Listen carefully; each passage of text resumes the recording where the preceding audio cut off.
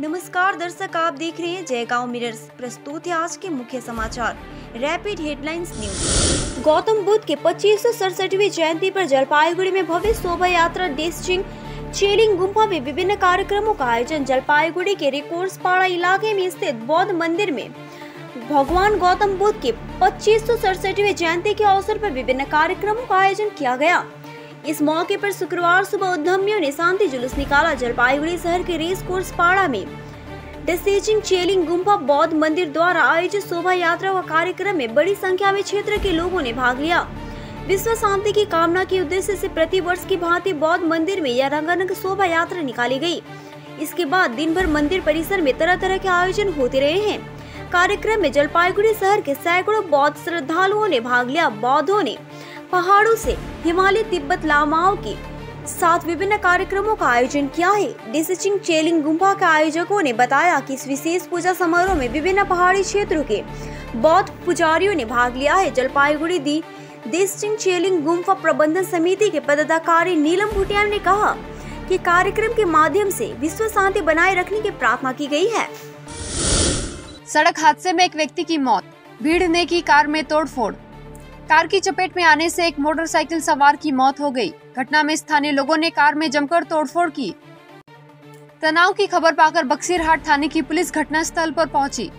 हादसा बक्सीरहाट के हरिरहाट Salbari state highway के सालबाड़ी बड़ा कुरार पाड़ इलाके में शुक्रवार रात करीब 8 बजे हुई।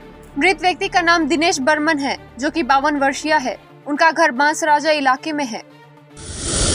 रेगुलेटेड मार्केट के मंडी से 6 मजदूरों को गद्दी से हटाए जाने के विरोध में 3 दिनों से धरना जारी। सिलीगुड़ी के रेगुलेटेड मार्केट के मंडी में वर्षों से काम कर रहे 6 मजदूरों को गद्दी से हटाए जाने के विरोध में INTTUC ने धरना प्रदर्शन शुरू किया है। उन लोगों का कहना है कि मंडी के कुछ माफियाओं ने उनके बिहार स्थित गाँव से अपने भाई भतीजे को लाकर यहाँ पुराने मजदूरों की जगह काम पर रख लिया है। ऐसे में पुराने 6 मजदूर जो सिलीगुड़ी रेगुलेटेड मार्केट में वर्षों से काम कर रहे थे, वे बेरोजगार हो गए हैं। 1 नंबर वार्ड के वाइस प्रेसिडेंट शरीफ चंद्र यादव ने कहा कि ये लोग कौन हैं, गुंडे बदमाश है या नहीं, कोई नहीं जानता। उनका कहना है कि ये लोग यहाँ के वोटर भी नहीं हैं। इस स्थिति में मजदूर यूनियन का कहना है कि उनके पुराने 6 मजदूरों को वापस काम पर रखा जाए। वे गरीब मजदूर जो वर्षों से यहाँ काम कर अपना परिवार पालते हैं, उन्हें बिना किसी कारण के 15 दिनों पहले काम से निकाल दिया गया है। इसे किसी भी सूरत में माना नहीं जाएगा। इस धरना प्रदर्शन से अगर बात नहीं बनी तो संगठन की ओर से अनशन पर बैठने की चेतावनी दी गई है। मजदूरों को उनका हक दिलाने के लिए रेगुलेटेड मार्केट में यह धरना कार्यक्रम पिछले 3 दिनों से चल रहा है।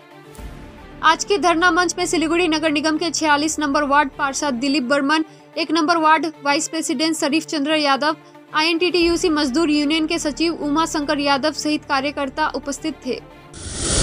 कचरा व गंदगी से ढका टांगन नदी, चारों ओर फैल रही दुर्गंध, इलाका वासी परेशान। मालदा जिले के हबीबपुर ब्लॉक के आयो में टांगन नदी व्यवहारिक रूप से विलुप्ति के कगार पर पहुंच रही है। नदी का कोई स्रोत नहीं है। नदी की गहराई बहुत कम हो गई है। नदी पूरी तरह से जलीय पौधे व गंदगी से भर गया है। नहाने के लिए नदी बिल्कुल अयोग्य है। अब यह नदी के स्थान पर एक गंदगी से भरा गड्ढा बनकर रह गया है। आसपास में नदी की दुर्गंध फैल रही है। एक स्थानीय महिला संजय सिंह ने रोष व्यक्त करते हुए कहा कि कई लोग स्नान करने आने पर असंतोष व्यक्त कर रहे हैं, लेकिन कोई भी इस ओर ध्यान नहीं दे रहा है। नदी का जल्द से जल्द जीर्णोद्धार किया जाना चाहिए। नदी में नहाने की कोई शर्त नहीं है। पानी से दुर्गंध निकल रहा है। इस नदी में नहाने के बाद घर जाकर फिर से साफ पानी में नहाना पड़ता है, नहीं तो त्वचा संबंधी विभिन्न बीमारियों की संभावना है। क्षेत्र के पंचायत सदस्य अमृत हलदार इस संबंध में बताया कि नदी में जीर्णोद्धार के लिए गंदे पानी को निकालने की व्यवस्था किया जाए तो कोई फायदा होंगे। नदी से मलबा हटाने की व्यवस्था की जाएगी। पहले से ही नदी का कोई स्रोत नहीं और पानी बहुत कम हो गया है, जिससे गंदा पानी फंस रहा है। जल्द ही गंदे पानी को निकालने की व्यवस्था की जाएगी। उन्होंने कहा कि आसपास के लोगों को भी जागरूक होना चाहिए। उन्हें नदी में गंदा कचरा नहीं डालना चाहिए। रंगारंग जुलूसों के माध्यम से मनाई गई गौतम बुद्ध की जयंती। गौतम बुद्ध की 2567वीं जयंती रंगारंग शोभा यात्रा व विभिन्न कार्यक्रमों के साथ सिलीगुड़ी के विभिन्न गुम्बाओं में मनाई गई। शुक्रवार को सालुगाड़ा क्षेत्र से रंगारंग शोभा यात्रा निकाली गई। गौतम बुद्ध की 2567वीं जयंती के अवसर पर पूरे देश में बुद्ध जयंती मनाया जा रहा है। इसी तरह सिलीगुड़ी के सालुगाड़ा क्षेत्र के बुद्ध गुम्बा द्वारा रंगारंग शोभा यात्रा का आयोजन किया गया। ये जुलूस गुम्बा से शुरू होकर सालूगढ़ा क्षेत्र में विभिन्न मार्गों की परिक्रमा करते हुए गुम्बा में लौटकर समाप्त हुआ। शोभा यात्रा में भारी संख्या में क्षेत्र के लोग शामिल हुए। इसके अलावा पूरे दिन तक सालूगढ़ा के गुम्बा में भक्तों का तांता लगा रहा। 7 मई को सालबाड़ी में आयोजित होने जा रहा है सामूहिक विवाह का समारोह। वनवासी कल्याण आश्रम उत्तर बंगाल शाखा 7 मई को सिलीगुड़ी के सालबाड़ी में सामूहिक विवाह का आयोजन करने जा रही है। ये बात आयोजकों ने शुक्रवार को सिलीगुड़ी जर्नलिस्ट क्लब में पत्रकार वार्ता में कही।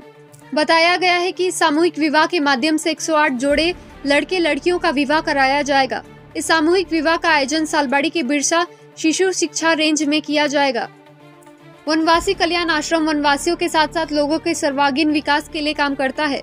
वे पहले भी इस तरह के सामूहिक विवाह का आयोजन कर चुके हैं। संगठन की ओर से बताया गया है कि ये उनका 13वां सामूहिक विवाह समारोह है। बिजनबाड़ी में धूमधाम से मनी भगवान बुद्ध की 2567वीं जयंती। चैनपुर मिलन ग्राम साईग्राम द्वारा पहली बार आयोजित भगवान बुद्ध की 2567वीं जयंती भव्य तरीके से मनाई गई। सिक्किम राज्य के बौद्ध गुरुओं द्वारा पारंपरिक पूजा के बाद बिजनबाड़ी पुल बाजार चैनपुर में भगवान बुद्ध की प्रतिमा की परिक्रमा की गई। फिर गुरु रिम्पोचे ने भक्तों को वांग वितरित किया।